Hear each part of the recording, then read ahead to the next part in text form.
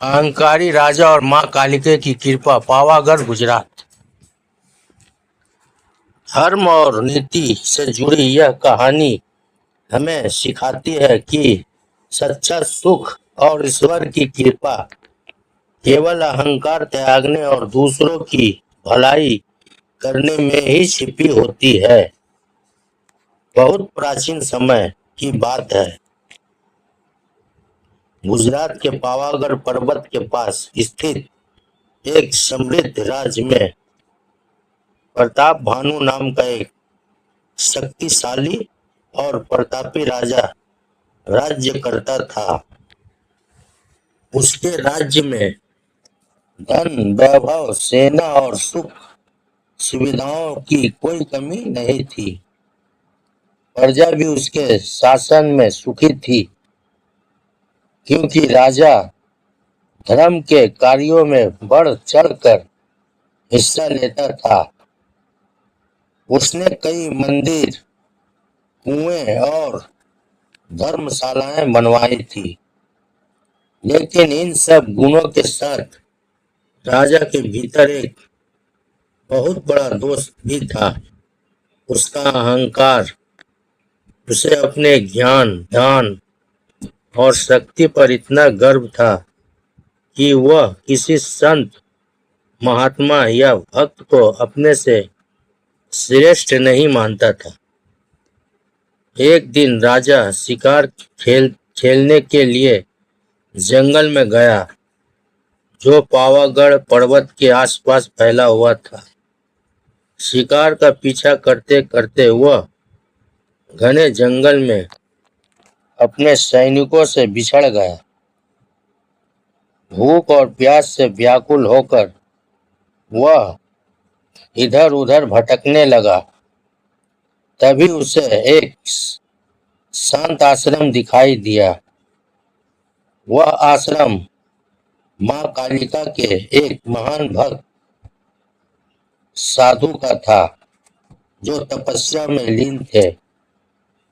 राजा ने वहां जाकर जल और भोजन मांगा, लेकिन साधु गहरी समाधि में थे और उन्होंने राजा की ओर ध्यान नहीं दिया।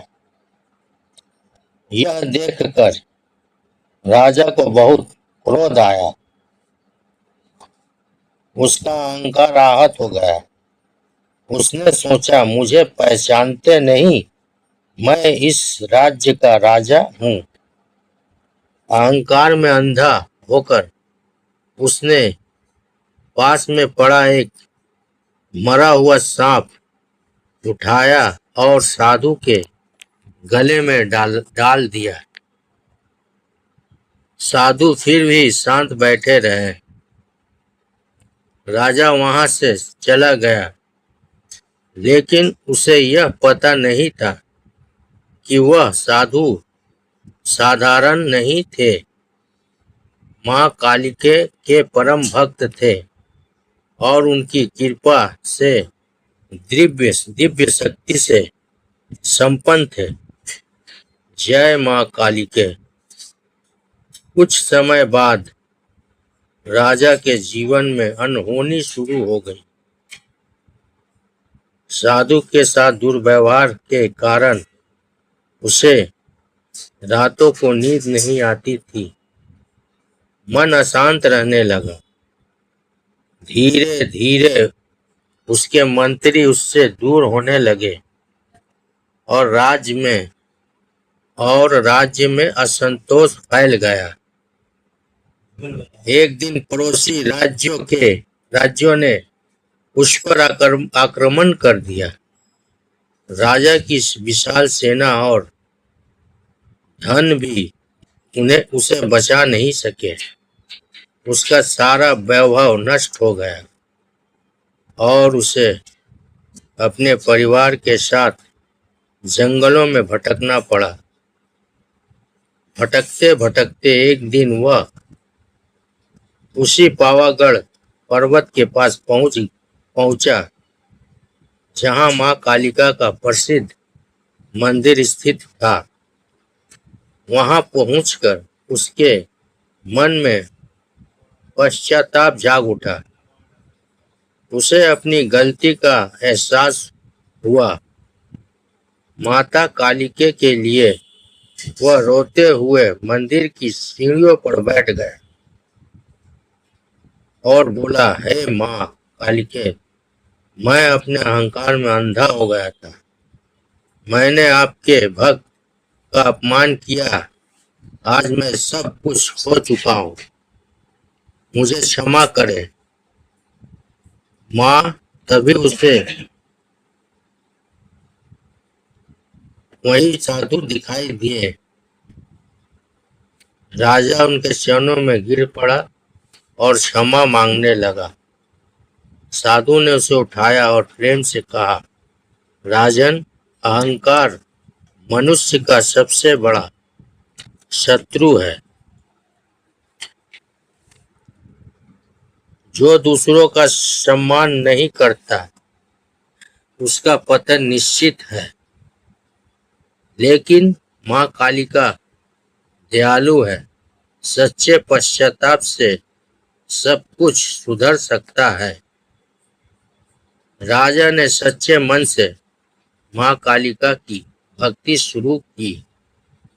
वह मंदिर में सेवा करने लगा, साधुओं की सहायता करने लगा और अपने जीवन को विनम्रता से जीने लगा।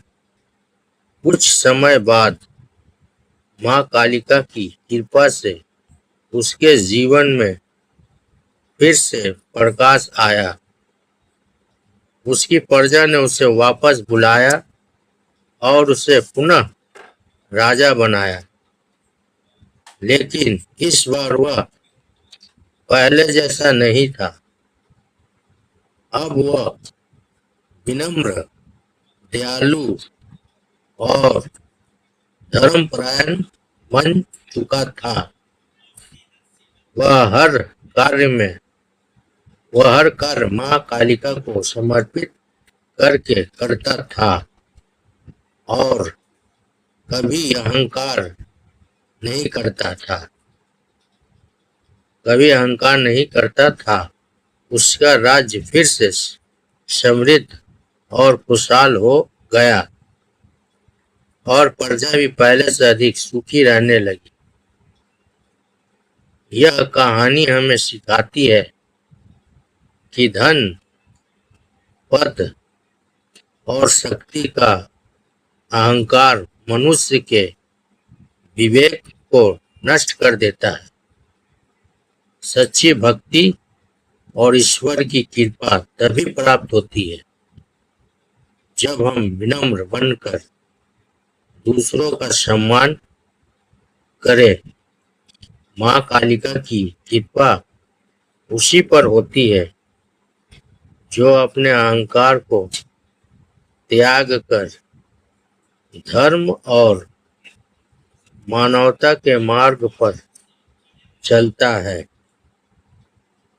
जय माँ काली के, जय माँ काली के, माता काली की जय। जय काली कपालिनी श्यामा काली। जय माँ काली के, माता काली की जय। जय काली कपालिनी श्यामा काली माँ की जय।